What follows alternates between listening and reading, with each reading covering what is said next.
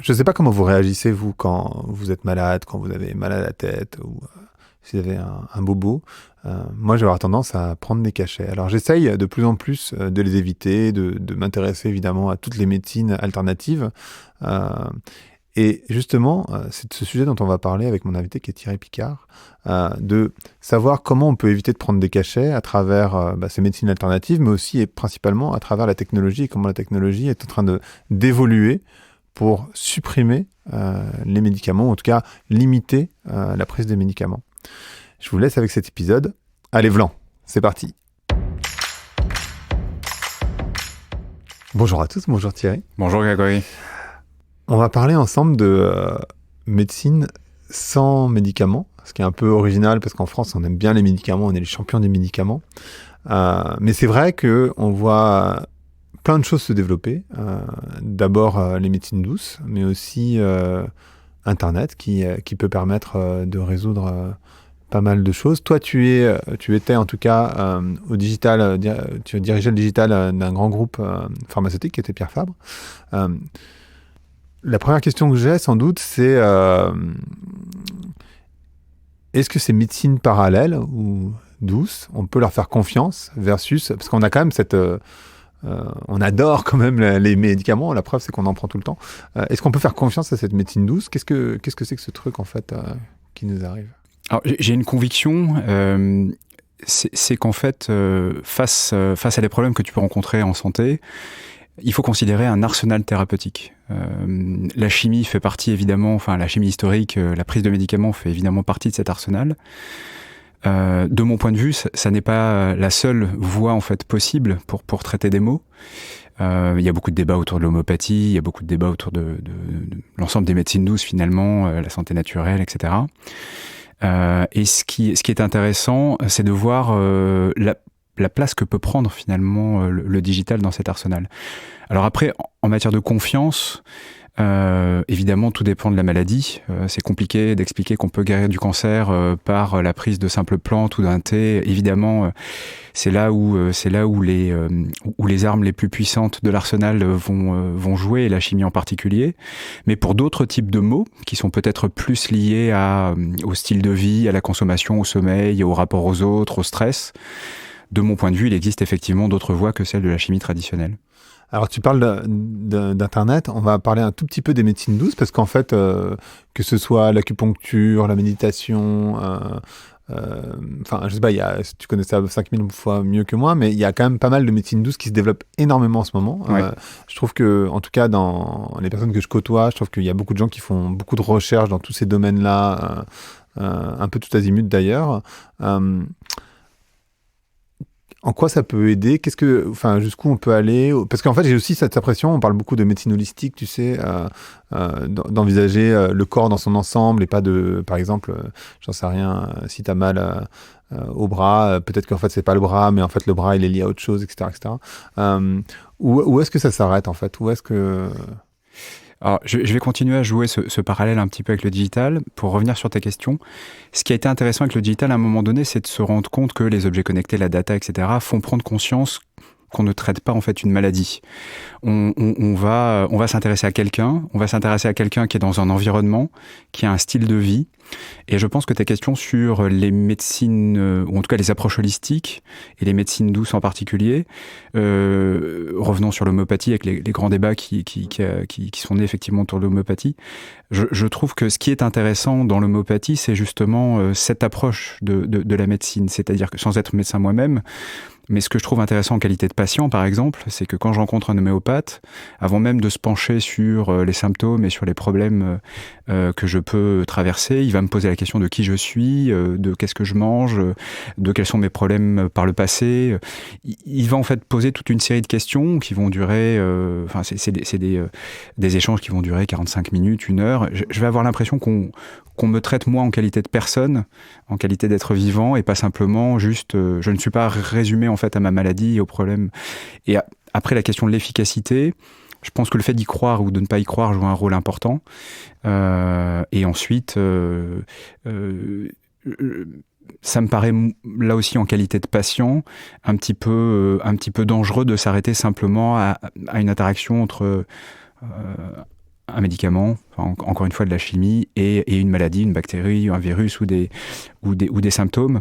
Je pense qu'il existe d'autres mécanismes, et on le voit encore à nouveau avec le digital, quand on parle de réalité virtuelle ou quand on parle d'opération sous réalité virtuelle dans un état d'hypnose, sans utiliser ou en utilisant très très peu justement de produits actifs, eh bien on voit qu'effectivement il existe encore une fois d'autres mécanismes à explorer que simplement celui induit par la chimie. Alors c'est quoi ça l'opération, pardon, l'opération sous réalité virtuelle?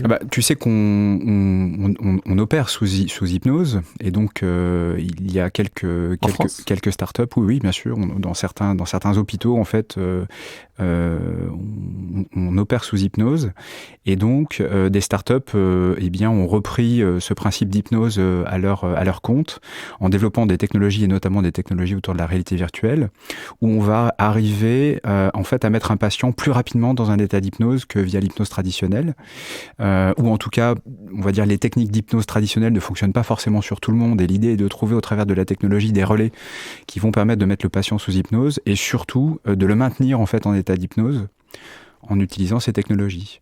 L'efficacité de l'image, du son, de tous les éléments en fait qui vont pouvoir mettre le patient sous hypnose sont connus depuis presque 30 ans maintenant, enfin un peu moins.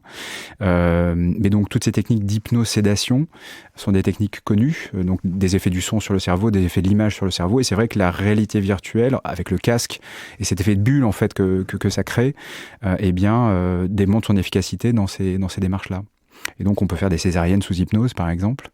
Alors, évidemment, l'hypnose n'est pas le principe unique.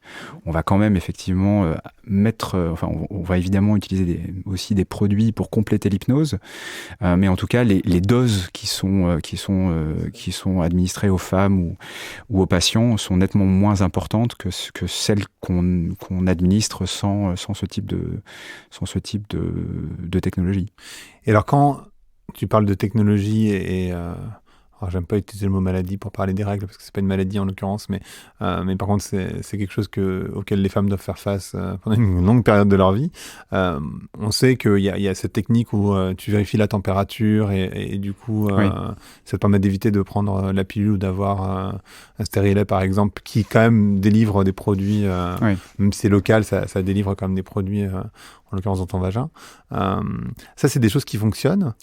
Alors, c'est des choses qui fonctionnent. Là aussi, il y a eu beaucoup de discussions sur... Alors, là, tu parles d'une solution particulière qui s'appelle Natural Cycle, qui est une solution qui a bénéficié d'une étude clinique auprès de plus de 14 500 patientes qui ont démontré... Enfin, en tout cas, cette étude a démontré l'efficacité du concept sur l'ensemble sur cette population. Bien sûr, il faut respecter le protocole. Encore une fois, quand tu oublies de prendre une pilule, tu as des risques associés à l'oubli de cette prise. De la même façon, quand tu ne respectes pas le protocole qui t'est proposé par cette application, puisque c'est une application mobile dont on parle avec une plateforme digitale associée, quand tu ne respectes pas le protocole, évidemment, tu dois faire face au risque que ça représente. Mais si tu respectes le protocole, donc c'est associé en fait à un thermomètre qui est vendu avec la solution, qui a un niveau de précision conforme en fait aux attentes de l'application. Tu vas renseigner en fait ta température tous les matins. Et on va dire que le gros bénéfice de l'application est donc du côté de l'algorithme, qui lui va considérer les différentes températures et l'évolution de cette température au fil des jours, au regard justement de tes propres comportements, va va éliminer une partie du bruit lié à cette prise de température, à cette collecte de data. Et donc l'idée est effectivement ensuite de te dire à quel moment il y a pour toi le risque ou non de tomber enceinte au moment de l'acte sexuel. Donc tous les jours tu sais en fait si tu es vert ou rouge, en fonction de la prise de température du matin. Là aussi, c'est une logique, c'est une logique qui est connue depuis très longtemps. C'est un principe qui est connu depuis très longtemps. La particularité de l'application, c'est d'avoir développé en fait une intelligence artificielle, même si j'aime pas trop non plus utiliser ce terme-là. Mais en tout cas, voilà, un algorithme suffisamment intelligent pour être assez précis. Et donc, pour que les femmes, en fait, ça remplace complètement la pilule, en tout cas. D'accord. Et par exemple, quand tu es malade, Enfin, si par exemple, tu as de la fièvre. Exactement. C'est là-dedans, en fait, qu'on va... Alors, ça te pose des questions aussi, hein, c'est-à-dire que ça ne fait pas que prendre ta température. Si ça, effectivement, détecte une anomalie, on va te poser des questions sur ton sommeil, sur la prise d'alcool, sur des choses qui auraient pu induire, en fait, une température anormale. Mais voilà, c'est dans l'interaction, et tu parlais tout à l'heure de data collectée sur les patients, c'est là où on voit que le digital, en fait, ne fait pas que collecter, finalement, la température, ce qui serait ces applications vont aussi poser des questions au consommateur, et le consommateur ou le patient va y répondre. Et c'est donc la collecte de la globalité de ces informations, la température plus les conditions associées à ce paramètre qui vont permettre d'en déduire une situation.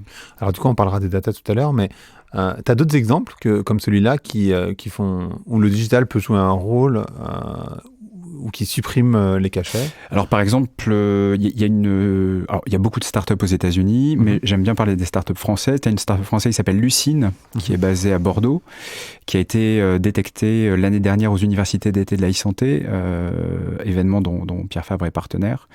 Et donc la particularité de Lucine est de proposer des technologies qui vont permettre la prise en charge de la douleur. Alors, ce sont des technologies qui ont été développées d'abord dans le domaine de l'endométriose, qui est une maladie aussi très, très douloureuse. Et aujourd'hui, Lucine travaille avec de nombreux laboratoires pour développer la prise en charge de la douleur adaptée à chacune de ces aires thérapeutiques. D'accord. Et donc, elle utilise là aussi plusieurs technologies pour prendre en charge cette douleur. Tout dépend encore une fois de la pathologie, tout dépend de l'aire thérapeutique. Mais on retrouve à nouveau dans cet arsenal, on va dire digital, pour prendre en charge la douleur, une présence assez forte de la réalité virtuelle en particulier. Comment, en fait, grâce à la réalité virtuelle, on va pouvoir permettre en fait aux patients de ne plus penser ou de moins penser à sa douleur et le mettre dans un état qui va lui permettre de mieux encaisser la douleur sans prise de produits chimiques. Mais la douleur en général, alors à part quand c'est un coup, par exemple l'endométriose, c'est pas juste sur 5 minutes, c'est long. Tu vas pas garder un casque de réalité virtuelle. Non, alors ça peut parfois être pour permettre de prévenir certaines crises. Donc on va détecter que tu vas effectivement, tu peux déclarer une crise de douleur et donc l'idée c'est justement de prévenir cette crise.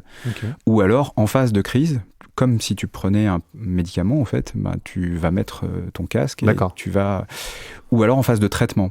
Il y a malheureusement parfois assez souvent des traitements qui sont douloureux, notamment en milieu hospitalier.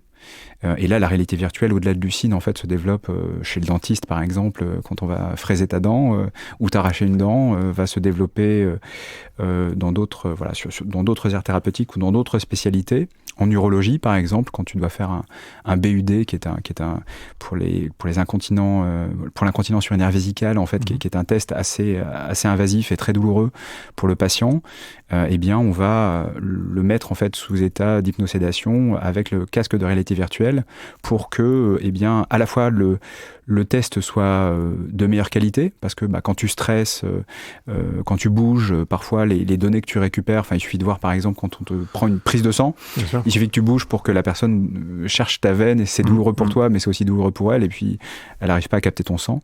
Donc voilà, le fait d'utiliser ces technologies pour déstresser le patient, le mettre dans un état propice au test médical est un gain important pour les médecins avec lesquels nous travaillons. Et puis pour conclure sur ce type de technologie, on voit aussi la réalité virtuelle se développer dans le traitement des addictions, et notamment les addictions au tabac par exemple. Ou aux drogues aussi. Et ça marche aussi pour les migraines ou... Je pose la question. Alors ça marche effectivement aussi pour les migraines. Tu as aussi tout ce qui est trouble de l'attention. On va utiliser là aussi des technologies pour ce type de technologie, aussi d'autres, mais pour les troubles de l'attention chez les enfants notamment. Aujourd'hui, c'est vraiment... c'est quelque chose qui se développe de façon très rapide. C'est un domaine qu'on appelle les digital therapics, qui sont en fait ces services couplés ou pas à un médicament.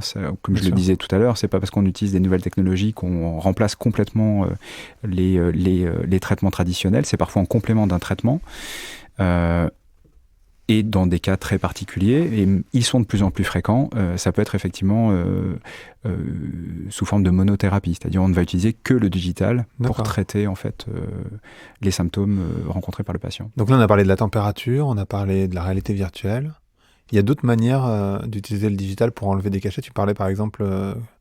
On peut utiliser le digital en fait à tous les moments d'un parcours. On considère en fait un patient un petit peu, je ne devrais pas dire ça, mais comme un client, c'est-à-dire qu'on va modéliser son parcours, comme on peut modéliser un parcours client en marketing traditionnel. Et donc quand tu vas modéliser le parcours du patient, tu vas pouvoir effectivement utiliser le digital à différents moments de ce parcours pour potentialiser le traitement, pour améliorer son efficacité, etc., etc. Et ensuite, on peut aussi, alors on appelle ça l'observance, on peut aussi développer des applications qui vont vérifier que tu prends ton traitement de façon régulière, on va te poser des questions sur la façon de vivre le traitement. Il y a beaucoup d'effets secondaires, notamment aux traitements les plus forts dans le cadre, par exemple, de cancer. Donc l'idée, là, est d'utiliser le digital pour permettre de mieux vivre le traitement. Et puis, le digital peut aussi, dans certaines conditions, sous forme d'objets connectés, par exemple. Tu peux utiliser des textiles connectés, ce qu'on fait chez Pierre Fabre pour l'incontinence urinaire vésicale, où on développe en fait un textile connecté qui va aider les patients et les patientes à se rééduquer. Et donc, on l'espère, pour des patients qui aujourd'hui ne sont pas traités ou pas diagnostiqués, leur proposer en fait une alternative à la protection ou justement au traitement. Donc, dans ce parcours, aujourd'hui, je dirais que le digital, finalement, s'utilise partout. Et au-delà de ça, ça permet aussi au laboratoire d'apprendre beaucoup de choses sur le traitement lui-même, en récupérant de la data, mais aussi sur le patient et son environnement. Vas-y. Non, je disais simplement, encore une fois, une maladie, elle est portée par quelqu'un, et quand quelqu'un est malade, ça a un impact aussi sur les autres, sur les accompagnants, sur l'environnement. Et donc, c'est tout ça aujourd'hui, c'est ce niveau de connaissance-là aujourd'hui que permet le digital pour un labo. Et je pensais aussi aux personnes qui font de l'asthme. Moi, j'avais vu un truc passer qui permettait de définir où est-ce que les gens... En fait, c'était un truc connecté qui permettait de savoir où est-ce que les gens l'utilisaient, ce qui permettait, toi, quand tu es asthmatique, d'éviter les zones potentiellement où tu allais avoir de l'asthme. C'est un vieux truc, mais il y a d'autres choses qui se sont développées, j'imagine. Oui, Apple en fait a racheté Tueo il y a quelques jours de ça. Alors la technologie que tu décris toi, c'est une technologie qu'on va coupler en fait à la pompe pour vérifier que effectivement le traitement est correctement. Donc là, ça remplace pas le médicament. Correctement pris. Ça le remplace pas, ça le complète. Là, l'idée, c'est malheureusement, l'efficacité de ce type de produit est très liée à la façon de le prendre. Le temps que va durer la pulsion, le fait que l'air ait bien été aspiré. Donc il y a une vraie éducation en fait autour de la prise de ce médicament, et le digital aide en fait à cette éducation. Et surtout, ça permet, on n'en a pas beaucoup parlé, mais ça permet aussi au personnel soignant, aux médecins ou au personnel qui accompagne en fait les malades, de vérifier que ce qui a été prescrit a été correctement pris dans de bonnes conditions. Ça permet aussi de comprendre parfois pourquoi un patient va décrire des effets secondaires. Avant, on pensait que c'était le médicament. Aujourd'hui, on va se rendre compte que le médicament n'est pas correctement pris ou n'est pas pris dans de bonnes conditions, etc., etc. Donc là aussi, ça permet d'apprendre énormément de choses, notamment sur les effets secondaires ou les effets indésirables des médicaments. Et au final, au bénéfice du patient, sur l'efficacité que ça peut avoir en qualité de traitement. Donc, c'est la première chose. La seconde, si on prend le cas Tueo, ça n'est pas effectivement un dispositif technologique qui permet de mieux prendre le produit. C'est une application, enfin une architecture complète, parce que c'est à la fois un site internet, une application qui va collecter de la data sur les enfants en particulier, et alors c'est par exemple connecté à une enceinte que tu vas mettre dans la chambre de l'enfant, ou ça peut être aussi des éléments en fait qui sont proposés par Tueo, des capteurs en fait qui sont proposés par Tueo, et donc on va récupérer des données, le bruit que va faire la respiration, la vitesse à laquelle tu vas respirer, enfin il y a toute une série de paramètres, et donc derrière on va coacher le comportement des parents vis-à-vis des enfants et le comportement des enfants eux-mêmes pour limiter effectivement à la fois la gravité des crises d'asthme et en même temps leur durée. Donc c'est préventif. Alors c'est préventif effectivement, mais c'est surtout, enfin, je sais pas si ça t'est déjà arrivé. Moi, j'ai déjà eu des crises d'asthme. Quand tu sais pas ce qui se passe, quand on t'a pas expliqué ce que tu traversais, t'as un moment de panique énorme. T'as juste une envie, c'est soit d'aller aux urgences. Moi, ça m'est arrivé quand j'étais adolescent. C'était de l'asthme allergique. Je me mets à la place d'un parent qui n'a jamais traversé ça. Si ça arrive à un de ses enfants, la réaction, c'est les urgences. Donc, l'idée de l'entreprise, quand elle s'est lancée aux États-Unis, c'était de limiter le nombre d'entrées aux urgences liées à ce problème-là. Donc, l'idée, c'est en fait d'accompagner à la fois l'enfant et d'accompagner les parents dans l'éducation. C'est pas que de la prévention, c'est aussi de l'éducation, justement pour avoir le bon geste au bon moment et éviter un recours inutile aux urgences ou à un médecin. Ça s'écrit comment ? Tueo. Alors, ça s'écrit T-U-E-O. D'accord. Tu es où exactement? Ça se D'accord. Et alors, si les personnes qui nous écoutent ont envie de trouver d'autres solutions du même genre, il y a un mot-clé. La difficulté aujourd'hui, je dirais qu'elle est là. C'est-à-dire que la difficulté, de mon point de vue, c'est que les technologies existent, mais qu'elles ne sont pas forcément promues, qu'elles ne sont et il y a plusieurs raisons à ça, qu'elles ne sont pas connues du grand public et qu'aujourd'hui, l'enjeu des professionnels de santé, que ce soit les pharmaciens, les médecins, voire même les laboratoires que nous sommes, avons le devoir de promouvoir ces solutions qui aujourd'hui sont reconnues par la FDA aux États-Unis, qui sont progressivement reconnues aussi en France, qui sont reconnues par les mutuelles, par les assurances, comme ayant un effet démontré, mesuré sur la santé. Nous avons, nous, le devoir de faire connaître aux patients et aux consommateurs ces technologies qui complètent en fait le fameux arsenal thérapeutique. Mais en même temps, ça enlève du business, non ? Enfin, je sais pas. A priori, vous vendez des cachets ? Ouais, alors moi je dirais que pour un laboratoire ça peut être un business complémentaire, effectivement. L'idée c'est pas de se dire que, enfin en tout cas chez Pierre Fabre c'est pas comme ça qu'on le considérait. Je pense qu'il faut, c'est une vague contre laquelle on peut rien en fait. C'est-à-dire que c'est lancé, il y a des résultats cliniques de plus en plus, c'est-à-dire que ces sociétés-là ont aujourd'hui les moyens financiers de mener de vraies études cliniques, ce qu'ils n'avaient pas forcément il y a 2-3 ans de ça. Ils ont levé des fonds. Ils ont démontré de l'efficacité sur des panels patients. Ils ont les moyens de faire des études cliniques traditionnelles. Et même si ça reste encore assez confidentiel, c'est quelque chose qui sera massif d'ici, on va dire, 2 à 5 ans. Donc, la considération qu'on avait chez Pierre Fabre, c'est de dire qu'on doit compléter absolument notre arsenal thérapeutique par ces nouvelles technologies. Et je pense que c'est comme ça qu'aujourd'hui, les laboratoires doivent considérer ces nouveaux outils. Maintenant, ce qu'il faut, c'est que les médecins, les pharmaciens considèrent aussi l'efficacité de ce type de technologie dans le cadre d'un traitement. Il faut qu'ils soient formés à ça, parce qu'il faut aussi... c'est un nouveau domaine. C'est pas un domaine qui est géré par des chimistes ou par des pharmaciens d'officine. Voilà, c'est un domaine géré par des entrepreneurs, par des gens qui font de l'électronique, des gens qui font des mathématiques, de l'algorithmie, de l'informatique. Donc c'est un autre univers avec d'autres compétences. Et demain, le pharmacien et le médecin doivent aussi être capables de prescrire ce type de choses. D'accord. Et là, je pense qu'on a, à la fois en termes de formation des professionnels de santé, formation continue ou formation initiale, ou d'accompagnement, de conseil des professionnels de santé comme des laboratoires, il y a un gros travail avant que ça ne soit un comportement de masse. D'accord, oui, effectivement. Mais alors, par contre, tu parlais des data, de la donnée. Donc, il y a un énorme débat, évidemment, sur la donnée qui est capturée par les entreprises et à qui elle appartient. Et en particulier, tu parlais d'Apple. Et donc, le fait que ce soit un des GAFA, le fait que, du coup, notre data parte aux États-Unis. Il y a aussi ce coût-là, finalement, quand quelqu'un... Alors, il y a plusieurs coûts. Quand on prend de la chimie, c'est évidemment... il y a forcément des effets secondaires. Enfin, c'est-à-dire, on ne peut pas prendre un cachet sans qu'il y ait d'effets secondaires, malheureusement. Mais d'utiliser un outil digitalisé, alors peut-être pas la réalité virtuelle, mais ça implique de la captation de données du patient. Comment ça évolue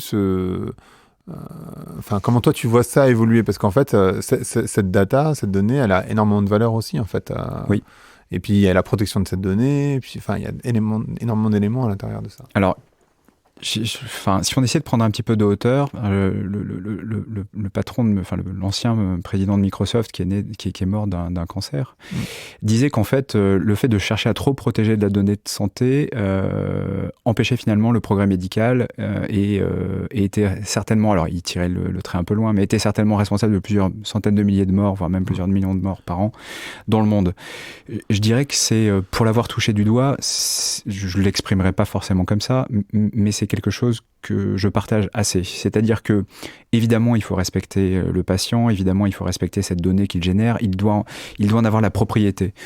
Il doit être informé de ce qu'on en fait. On ne doit pas l'exploiter, on va dire, contre son intérêt ou contre son bénéfice. Enfin, tu imagines, évidemment, là aussi, tout l'arsenal éthique et réglementaire qu'il faut qu'il y ait autour de tout ça. Mais une fois que ces sujets sont traités, il faut absolument qu'on puisse libérer cette donnée pour la travailler, encore une fois, au bénéfice de la recherche et au bénéfice de solutions qu'on pourrait proposer aujourd'hui sur le marché, qu'elles soient chimiques ou digitales, peu importe. Mais aujourd'hui, de trop la contraindre, c'est des projets de recherche qui sont complètement abandonnés. Moi, j'ai mené chez Pierre Fabre des projets. On souhaitait, par exemple, utiliser des technologies comme l'intelligence artificielle, là aussi en recherche, enfin en R&D, pour chercher des solutions, pour réduire les effets secondaires, enfin voilà, sur différents champs, sur différents axes de recherche. Et toutes les contraintes qui étaient associées à la réutilisation de la donnée faisaient que finalement, c'était plus coûteux de rendre cette donnée réutilisable plutôt que de la recapter. D'accord. Donc c'est compliqué de se dire qu'on a des sets de données qu'on ne peut pas réutiliser, même si on sait qu'il y aurait un bénéfice à leur réutilisation, simplement parce qu'on est contraint par toute cette réglementation qui nous impose de redemander aux patients le fait de réutiliser cette donnée dans un cadre qu'on doit décrire. Donc voilà, ça c'est compliqué. Et puis je dirais que, imaginons qu'on aille au bout de cette théorie, la recherche, c'est beaucoup de la sérendipité. C'est-à-dire que c'est compliqué d'aller dire à un patient, voilà, on va utiliser votre donnée dans ce cadre-là, parce qu'en fait, parfois, quand on commence à cruncher de la data, on ne sait pas vraiment ce qu'on cherche. On cherche des corrélations, parfois elles n'ont pas de sens. Et donc, c'est compliqué de dire à l'avance ce pourquoi on va utiliser cette data. Et donc, là aussi, il y a, je dirais, un deuxième axe de réflexion autour d'une certaine liberté de l'utilisation ou de la réutilisation de cette data une fois que le patient a donné son accord pour qu'elle soit utilisée. C'est-à-dire que au moment où tu dis que tu acceptes de donner tes organes, on n'est pas obligé de te dire pour qui va servir cet organe, juste tu acceptes le fait de donner tes organes. Donc si aujourd'hui les patients que nous sommes à un moment donné de notre vie, si nous étions conscients que le fait de donner de libérer cette donnée, on va dire, permettrait peut-être demain de réduire le nombre de malades, voire même de sauver des vies, peut-être qu'on accepterait tout simplement de dire ok, je lègue mes données à la science. Tant que c'est pas donné à ton assurance pour augmenter ta prime d'assurance. Exactement, tant que ça n'est pas utilisé contre moi, si ça peut aider des gens, si ça peut sauver des vies, si ça peut aider des personnes à avoir moins mal, moi j'ai aucun problème à laisser ma data. Ouais, ça implique d'avoir confiance. Oui, c'est signé impact. Mais comme quand tu donnes tes organes, tu présupposes que ça va être utilisé correctement au moment où ça doit l'être. À aucun moment tu te dis peut-être qu'ils vont jeter mon cœur. Non, tu sais très bien que ça va être réimplanté, etc. Ou en tout cas qu'ils vont essayer de le réimplanter dans de bonnes conditions. Parfois il y aura un rejet, mais en tout cas, il y a une sorte de pacte au moment où tu donnes ton accord. Je pense que pour la data, il faudrait faire confiance aux professionnels de santé et il faudrait se dire qu'au moment où cette donnée est léguée, elle l'est pour le bien commun et elle n'est pas forcément utilisée contre moi à des fins privées. Même les mutuelles ou les assurances, quand tu discutes vraiment avec des opérateurs, c'est pas. On pense tout de suite à ça, mais ils sont bien loin de ça. Et alors, ce podcast s'appelle Vlan, donc je voudrais savoir à quoi tu veux ouvrir ou claquer la porte. D'ailleurs. J'aimerais ouvrir la porte à cet aspect-là, c'est-à-dire à la libération de la donnée. Je pense qu'il faut que les gens prennent conscience que de libérer la data et d'accepter de libérer cette data, ou en tout cas en qualité de patient, de participer au débat. Parce qu'aujourd'hui, les personnes qui font ce débat-là ne sont pas forcément des patients, ne sont pas forcément des gens qui rencontrent pour eux-mêmes ou pour des gens de leur famille des maladies. Donc il faut vraiment il faut être acteur de sa data et il faut être acteur de ce débat. Donc voilà, il faut libérer la data, c'est vraiment un sujet important. Et peut-être le deuxième sujet, et c'est plutôt effectivement cet aspect blanc des choses, c'est de se dire que c'est pas parce qu'on travaille dans la santé qu'on est... il faut arrêter de nous voir justement comme tu le disais, comme des vilains qui veulent absolument exploiter le patient pour faire de l'argent sur son dos. Il faut être réaliste. Bien sûr qu'il faut qu'on fasse de l'argent sur son dos, enfin, quelque part comme n'importe quelle économie. Il faut qu'on puisse tirer des bénéfices et bien des traitements qui sont proposés sur le marché et que ces bénéfices permettent de faire évoluer la recherche médicale. La recherche médicale coûte de plus en plus d'argent parce que il existe déjà sur le marché énormément de principes et pour en découvrir de nouveaux, les barrières d'entrée sont fortes. Donc voilà, la recherche coûte beaucoup d'argent. Il ne faut pas non plus évidemment qu'on en tire. Il ne faut pas simplement parce qu'on est détenteur d'une molécule qu'on la mette à des prix dingues. Évidemment, il faut faire attention aussi à ce genre de pratique, mais je dirais que globalement, je pense que l'industrie est quand même loin de ça. L'idée, c'est surtout d'être capable de faire le bien en considérant le patient et le remettant au centre de notre problématique en qualité d'industriel du monde de la santé. Mais néanmoins, pour revenir sur la libération de la data, c'est évidemment, on peut voir ce côté-là des choses et puis aussi on peut se dire, bon, en même temps... Ça a de la valeur. Peut-être qu'il faut favoriser des entreprises françaises parce que quand tu donnes tes datas à cette société qui a été rachetée par Apple, tu donnes tes données à Apple, qui est une société américaine, c'est pas le même droit, donc tu sais moins ce qui va se passer au final. Oui. Il y a aussi ça. Certainement, je pense que tu as parfaitement raison, mais je dirais qu'aujourd'hui, est-ce qu'on a vraiment le choix ? C'est-à-dire qu'aujourd'hui, on a malheureusement des terminaux, pour beaucoup d'entre nous, qui sont des terminaux Apple. On a des opérateurs téléphoniques, Orange, Bouygues, SFR. On leur donne, on a signé des contrats sans même se poser la question des données qu'on leur fournissait. On est déjà dans une dynamique où, de toute façon, cette donnée, elle est fournie. Donc, je dirais, essayer de se battre pour que cette donnée soit gardée dans des entreprises françaises, etc. Je pense que c'est compliqué. Enfin, on ne peut pas revenir en arrière. Maintenant, se battre pour qu'on sache qu'est-ce qui est fait de cette donnée, vérifier effectivement que ce soit à des fins collective, du bien commun. Ça oui, ça a du sens, je pense. De la transparence autour de l'usage de cette data. Maintenant, revenir sur cet aspect souverain, en fait, en disant, OK, la data produite par les Français doit rester en France ou on doit la fournir qu'à des entreprises françaises. Je pense que on fournit nos données à Facebook, on fournit nos données à Apple et à d'autres entreprises qui sont américaines ou chinoises, peu importe. Mais cette donnée, elle est déjà au niveau mondial. Enfin, elle est dans le cloud, on ne sait pas exactement où elle est. Et même quand tu commences à discuter avec des entreprises, alors sans donner le nom, mais des grands éditeurs qui garantissent effectivement une certaine souveraineté de cette data, puisque c'est la demande qui est faite par des laboratoires de santé en particulier. Mais quand tu commences à creuser en fait le processus, et que tu te rends compte que, en fait, cette donnée, elle est captée sur des serveurs français, mais elle va être processée sur des algorithmes qui, eux, sont hébergés aux États-Unis. Tu dis qu'à un moment donné, même si l'algorithme échantillonne la donnée, qu'il n'en prend qu'une partie pour travailler sur ses propres serveurs, de toute façon, la donnée est exportée. Donc, ça me paraît une utopie d'accepter, de considérer cette souveraineté comme indémontable, indéboulonnable, me paraît là aussi une utopie. Ok. Merci beaucoup Thierry. Je t'en prie, c'était un plaisir. Ouais, c'était un plaisir. Il y a plein de sujets en fait. C'est marrant parce qu'en fait, je suis en train de me dire, il faudrait parler de l'homme augmenté, enfin de la personne augmentée. Faudrait parler des opérations qui sont faites via la technologie, mais là on n'a pas le temps. Mais il y a plein de sujets qui sont liés à ce sujet qui sont passionnants, je trouve, en fait. Eh bien, c'est peut-être l'occasion d'un deuxième ou un troisième podcast. On va regarder les stats et puis si ça marche, on en proposera d'autres. Voilà, si ça vous plaît, n'hésitez pas à mettre 5 étoiles. Merci beaucoup Thierry. Merci à toi. Merci d'avoir écouté Vlan. Si vous avez aimé l'émission, vous pouvez le dire avec des étoiles, 5 de préférence sur iTunes, et le partager avec vos amis ou vos collègues. Je suis Grégory Pouy, vous pouvez me retrouver sur Twitter et LinkedIn sous le pseudo Greg from Paris. N'hésitez pas à me remonter vos remarques, vos questions, mais aussi les invités que vous aimeriez entendre.